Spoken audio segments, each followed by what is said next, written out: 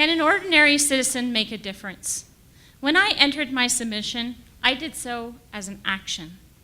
Work on truth and reconciliation is not to be left to the politicians, academics, experts in the area, and others to figure out. It is for each of us to own. As an Ontarian and a Canadian, when called upon to act, I knew that doing nothing was simply not an option. I will never be an expert on the experiences, oppressions, and blatant racism that is endured by Indigenous peoples, but I can be a part of the solution by supporting the 94 calls to action that are outlined in the Truth and Reconciliation Commission's final report. My focus is on language, and an essential tool to preserve culture. Language is to culture as water is to life. It is necessary to survive. More than 60 Indigenous languages are spoken in Canada. 25 of them have fewer than 500 fluent speakers.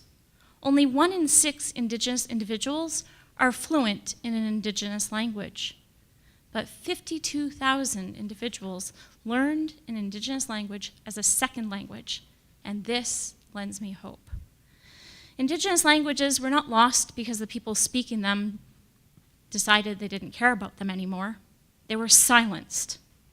As a result of the Potlatch Law, which was in effect from 1880 through to 1951, entire generations grew up deprived of the cultural fabric of their ancestors. See, the transfer of knowledge occurs through not only spoken word, but through song, dance, and ceremonial traditions, which are also vital to language learning. The success of residential schools can be measured by their negative impact in delivering exactly as they intended, a generation at a loss for words.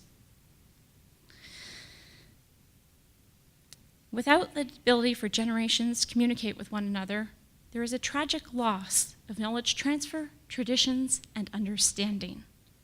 There is a system today affecting our youth, our future, and the very preservation of culture and identity of Indigenous children and their parents. It is called the child welfare system. Indigenous children are overrepresented and are often being placed in homes that have no ability to deliver a culturally appropriate placement. Additionally, Indigenous women are overrepresented in the criminal justice system. 2/3 of those incarcerated are mothers. Sentencing a mother to incarceration, in most cases, sentences her children to the child welfare system. This continues the legacy of disconnection, the loss of language, culture, identity, roots, and bonds. If we ignore the impacts of these systemic oppressions, we will find ourselves looking back at prisons and foster care homes and asking ourselves, how could we have allowed this to take place? On a final note of truth, in honor of the 7 young students who lost their lives in this community, leaving behind a legacy of 145 recommendations that emerged from the Thunder Bay inquest, unfortunately not enough to save another 2 young lives that were lost in May as I was preparing this very speech. Indigenous youth required to leave their homes to attend schools at great distances away are unsafe doing so because our communities are not safe. We cannot keep them safe. There is intolerance, racism, their lives are devalued, and the systemic barriers that exist perpetuate a culture of acceptance that this is just the way things are. An investment of interest, concern, improvement, and culture change into this community, in our province, and across the country needs to occur right now. When so many complex issues are involved, why should we start with language revitalization? Research has proven that learning and having the ability to speak an Indigenous language improves self-esteem, is key to preventing youth suicides, promotes academic success, and strengthens the connection between Indigenous peoples and their culture. Experts have also found that where Indigenous languages flourish, so too does the variety of species in that habitat or ecosystem. It should appeal to every one of us to care about the revitalization of Indigenous languages. Our greatest hope lies in our youth. They are the quickest to learn and the most receptive. We must introduce mandatory Indigenous history and language lessons into all schools from kindergarten through grade 12. I'm inspired by stories such as that of the grade 4 class in North Bay, whose all 15 students, Indigenous and non-Indigenous, were able to greet their visitors in perfect Ojibwe. Create summer youth exchange programs in twin schools across the province so that healthy relationships and friendships could develop that would foster mutual understanding and respect. This would make a world of difference when it comes to helping students transition into their high school years. Indigenous youth need to believe in the value of being holders of their language and culture. I'm encouraged by programs like Wapikoni, a mobile studio on wheels that aims to give young Indigenous peoples a voice through film, the arts, and music. Wapikoni is vital. It fosters a sense of pride and value and shows young Indigenous people that their stories matter, they are worth sharing, and they can be award-winning. Since learning is lifelong, at the university level, a minimum of one Indigenous Studies course should be compulsory no matter what degree you're trying to attain. No matter who we are or where we end up working, we will always work alongside and with people. Knowing our histories and understanding one another would benefit us all.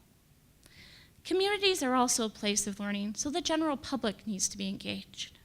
I'm inspired by Indigenous youth, themselves leaders and visionaries, who, interested in having their languages revitalized, created their own immersion houses. According to Statistics Canada, 14,000 individuals whose mother tongue was an Indigenous language are no longer able to speak it. Creating spaces that allow for language practice and immersion is essential. For language to flourish, it needs a place to belong. Imagine renaming the places in our province. What if the next time you entered an airport, you saw the flight destinations identified as traditional territories? Why can it not be so? As we take on this work, though, we do well to heed some expert advice. A lead Squamish language instructor at Simon Fraser University warns, Internet technology tools are often implied to be the panacea for the decline of Indigenous languages. In our desire to be bold and innovative, we're sucked into this flawed thinking that an app can do what is needed, create fluent speakers. Jeff Corntassel, a Cherokee professor in Indigenous governance at the University of Victoria, reminds us that by translating words based on their English equivalent, such a dictionary approach loses the deeper meanings behind Indigenous language and obscures the worldviews embedded in them. When our languages get colonized, our worldviews get compromised. The truth is, there is no one idea or issue addressed that alone will solve the ongoing crises, racism, and oppressions that our Indigenous brothers and sisters are suffering through.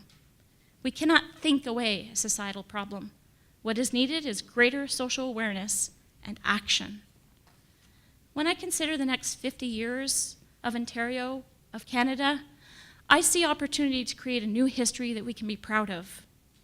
The future is in the hands of our youth, in the minds of our elders, and in the conscience of our government.